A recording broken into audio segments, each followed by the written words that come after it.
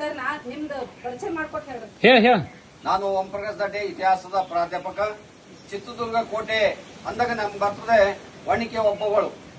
ಹೈದರಾಲಿ ಸೈನ್ಯ ನುಗ್ಗುತ್ತಿದೆ ಎಂಬ ಕೂಗನ್ನ ನಾವು ಕೇಳಿದ್ದು ಚಿತ್ರದುರ್ಗ ಕೋಟೆ ಒಳಗೆ. ತನ್ನ ಗಂಡ ಊಟವನ್ನ ಮಾಡ್ತಾ ಇದ್ದಾನೆ ಸೈನಿಕ.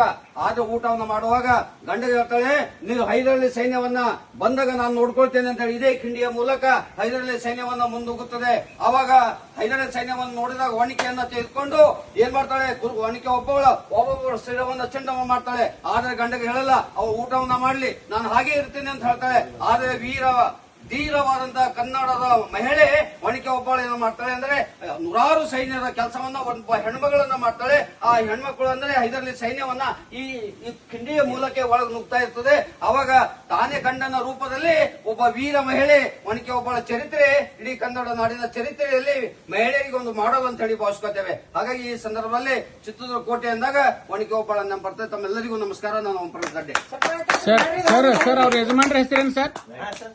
ಅವ್ರ ಯಜಮಾನ್ರ ಹೆಸರೇನು ಸರ್?